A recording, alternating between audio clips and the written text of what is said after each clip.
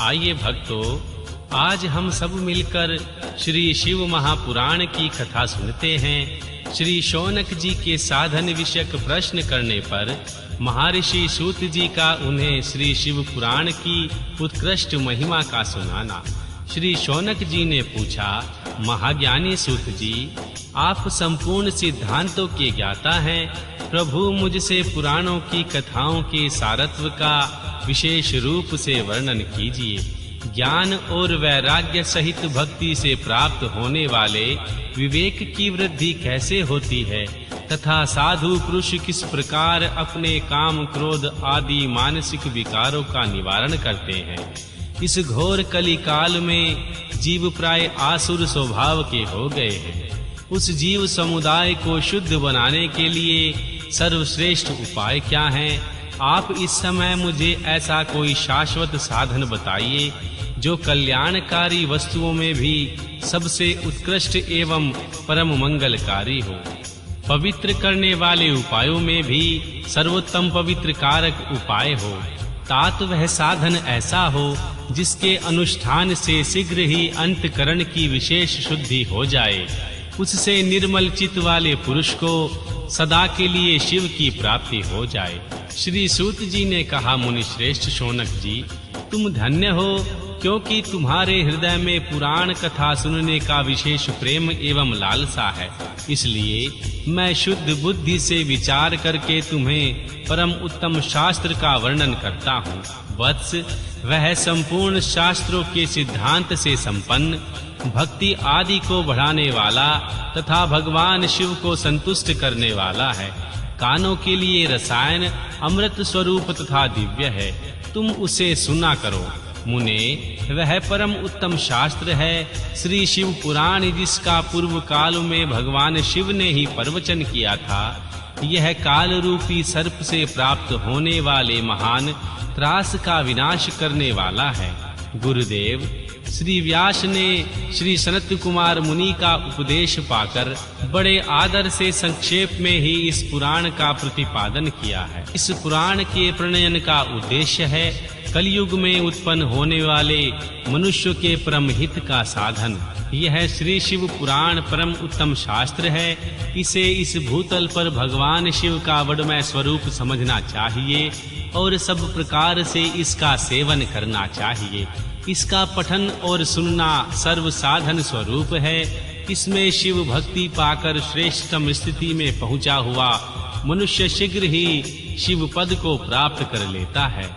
इसलिए संपूर्ण यत्न करके मनुष्यों ने इस पुराण की पढ़ने की इच्छा की है अथवा इसके अध्ययन को अभिष्ट साधन माना गया है। इसी तरह इसका प्रेम पूर्वक सुनना भी संपूर्ण मनोवांछित फलों को देने वाला है। भगवान शिव के इस पुराण को सुनने से मनुष्य सब पापों से मुक्त हो जाता है तथा इस जीवन में बड़े-बड़े उत्कृष्ट भोगों का उपभोग करके अंत में शिवलोक को प्राप्त कर लेता है। यह श्री शिव पुराण नामक ग्रंथ 24,000 श्लोकों से युक्त है। इसकी 7 संहिताएं हैं। मनुष्य को चाहिए कि वह भक्ति, ज्ञान और वैराग्य से संपन्न होकर बड़े आदर से इसको सुने।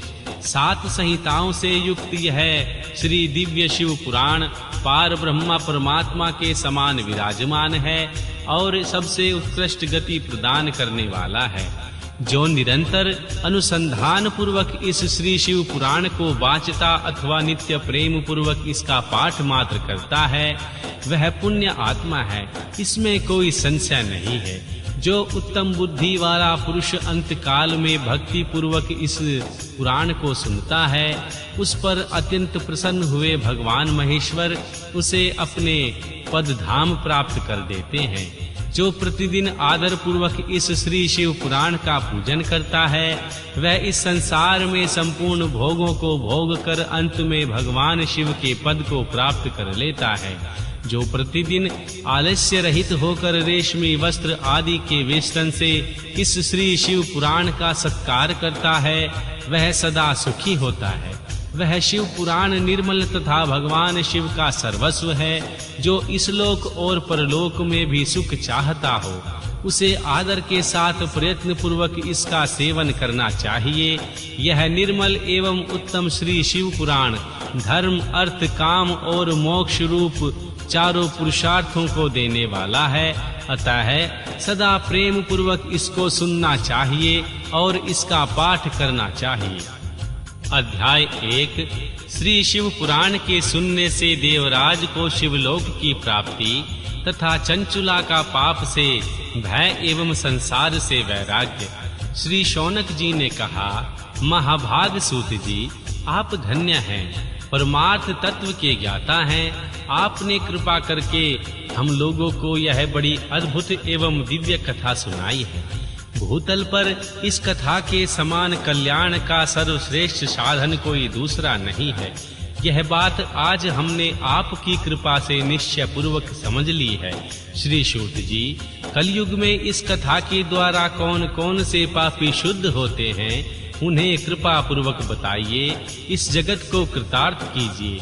श्री सूत जी बोले, मुने, जो मनुष्य पापी, दुराचारी, खल तथा काम, क्रोध आदि में निरंतर डूबने वाला है, वे भी इस पुराण के सुनने पढ़ने से अवश्य ही शुद्ध हो जाते हैं। इसी विषय में जानकर मुनि इस प्राचीन इतिहास का उदाहरण दिया करते हैं, जिसके सुनने मात्र से पापों का पूर्णतः नाश हो जाता है।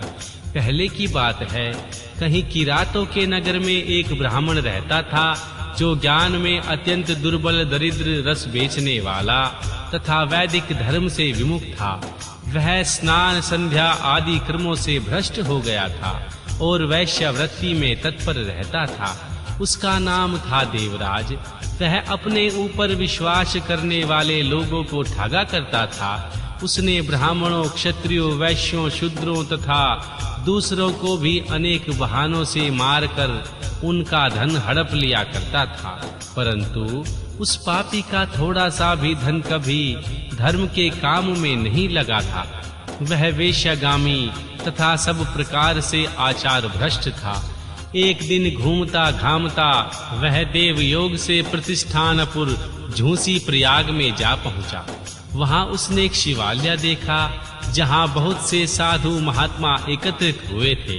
देवराज उस शिवालय में ठहर गया, किंतु वहां उस ब्राह्मण को बुखार आ गया। उस बुखार से उसको बड़ी पीड़ा होने लगी। वहां एक ब्राह्मण देवता श्री शिव पुराण की कथा सुना रहे थे। बुखार में पड़ा हुआ देवराज ब्राह्मण के मुखार बिंद से निकली हुई उस श्री शिव कथा को निरंतर सुनता रहा।